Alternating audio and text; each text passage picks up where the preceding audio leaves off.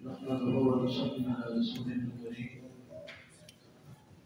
أما بعد فأعوذ بالله السميع العليم من الشيطان الرجيم من همزه ونفخه ونفثه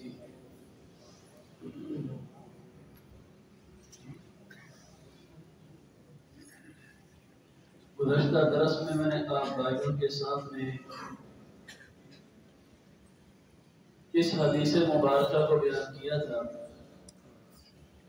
کہ جناب نبی اکرم صلی اللہ علیہ وسلم نے ارشاد فرمایا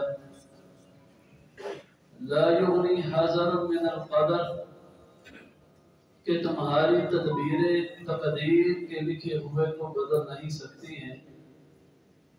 اگر تقدیر میں جو لکھی ہوئی تکلیف ہے اس کو کوئی چیز روک سکتی ہے تو وہ انسان کا واحد عمل اللہ کی بارگاہ میں دعا کرنا ہے۔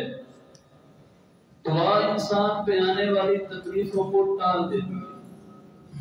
میرے بھائیو، اس دعا کے عمل میں انسان کو یقین کی جو دولت ہے یہ ذہن میں بٹھانا چاہیے۔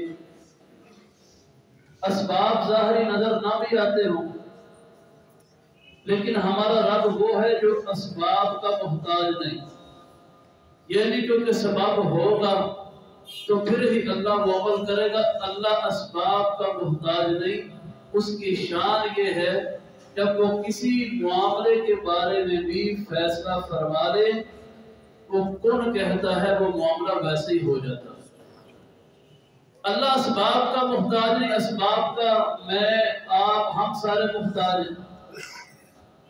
ایک بڑا سا پتھر ہے، اس کو ہٹانا ہے، کرین لانی پڑے گی، کوئی 100-200 بندہ اکٹھا کرنا پڑے گا، ہتھوڑوں سے توڑنا پڑے گا۔ یہ ہمارے لیے سبب تو ہو سکتے ہیں، اللہ ان چیزوں کا محتاج نہیں۔ اور اس کی دلیل جناب نبی اکرم صلی اللہ علیہ وسلم کی وہ حدیث مبارکہ ہے۔ آپ نے وہ 3 بندوں کا واقعہ بیان فرمایا کہ جو سفر پہ روانہ ہوئے، ایک غار کے اندر پھنس گئے، بارش کی وجہ سے پناہ لی لیکن غار کے اوپر بڑا سا پتھر آ کے گر گیا۔ اب وہ زور لگائیں پتھر ہلتا نہیں، اگر وہ وہاں پہ ہی رہیں تو آکسیجن سانس مہیا نہ ہونے کی وجہ سے وہی تینوں مر جاتے۔ اب تینوں آپس میں سوچتے ہیں کہ کریں کیا؟ فیصلہ یہ ہوا تینوں کا کہ اللہ سے دعا کرتے۔ کوئی سوچ سکتا ہے کہ دعاؤں سے پتھر ہٹ جائے؟ جنگل ہے، بیابان ہے، دور دور تک سننے والا بندہ کوئی نہیں، اتنا بڑا پتھر ہے وہ کیسے ہٹے گا؟ مومن کی دعا میں اتنی طاقت ہے، یقین ہو تو اللہ بڑے سے بڑے پتھر کو بھی بھائیوں ہٹا دیتا۔ ان تینوں نے اپنی زندگی کا ایک ایک عمل اللہ کی بارگاہ میں پیش کیا۔ ایک نے کہا یا اللہ میں بکریوں کا چرواہا تھا، رات کو آتا میرے ماں باپ جو تھے سب سے پہلے ان کو دودھ پیش کرتا، پھر اپنے بچوں کو پلاتا۔ ایک رات آیا، ماں باپ سو چکے تھے، میں دودھ کا پیالہ لے کے ان کے سرانے کھڑا ہو گیا۔ رات گزر گئی اور میرے بچے میرے پاس روتے رہے، میں نے پہلے ماں باپ کا انتظار کیا، وہ اٹھے، میں نے دودھ کا پیالہ ان کو دیا، پھر اپنے بچوں کو پلایا۔ اللہ اگر تجھے یہ عمل پسند ہے تو اللہ اس پتھر کو ہٹا دے۔ نبی صلی اللہ علیہ وسلم فرماتے ہیں پتھر تھوڑا سا ہٹ گیا، ہوا تو آئی، کچھ جان میں جان آئی کہ چلو پتھر تھوڑا ہٹا ہے لیکن نکل نہیں سکتے۔ اب دوسرا کہتا ہے یا اللہ میری چچا زاد بہن تھی، غربت کی وجہ سے مجبور ہوئی، آئی میرے در میں کہ مجھے مالی طور پہ کچھ عطا کر۔ میں نے کہا کہ میں تیری مال کی ضرورت پوری کر دیتا ہوں، تو میرے نفس کی خواہش کو پورا کر دے۔ اللہ شیطان مجھ پہ حاوی ہوا، جب میں اس کے قریب ہوا رو پڑی اور اس نے ایک ہی لفظ بولا اتق اللہ، اللہ سے ڈر جا۔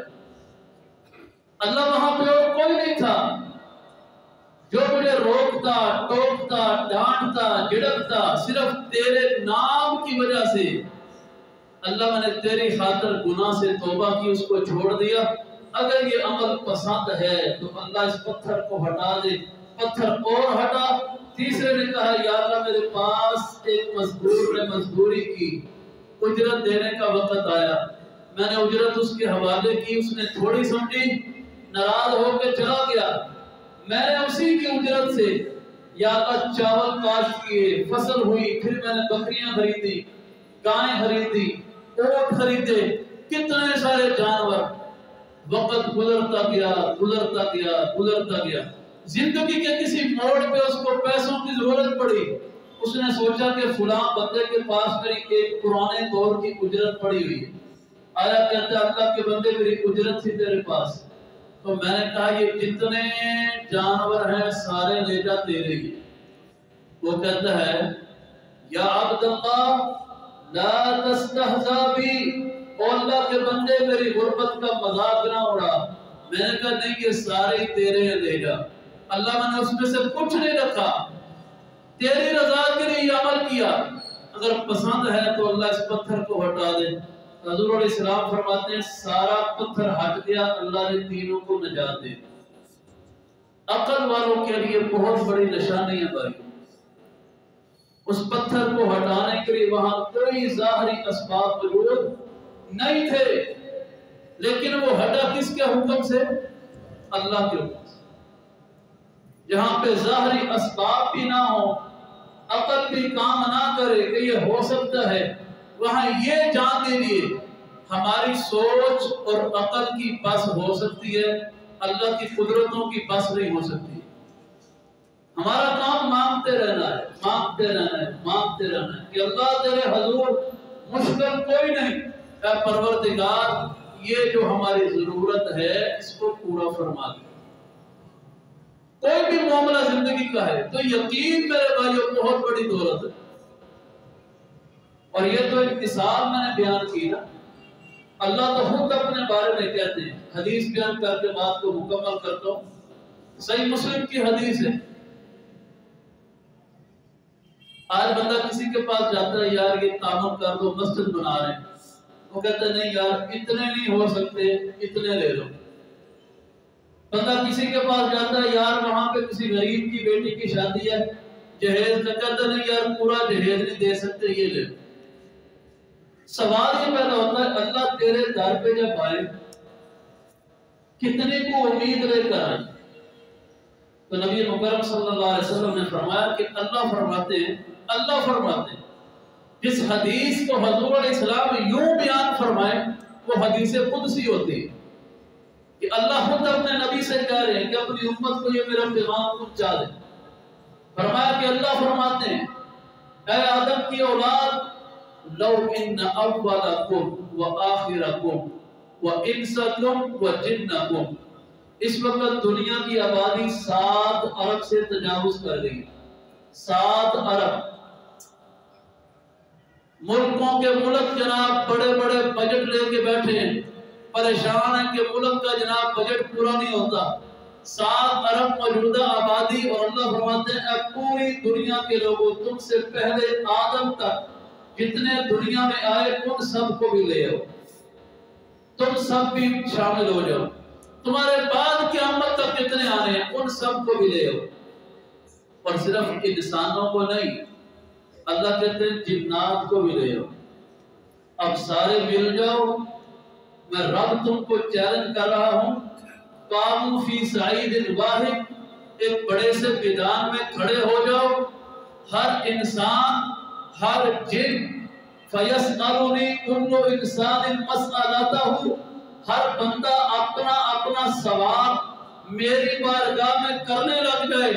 پھر بھی یقین رکھ لینا میں رب کتنی قدرتوں والا ہوں, تم سب کو عطا بھی کر دوں تو سمندر کے پانی میں سوئی کو ڈبونے سے جتنی کمی آتی ہے مجھے رب کو سب کو دینے کے بعد اتنی کمی بھی نہیں آتی.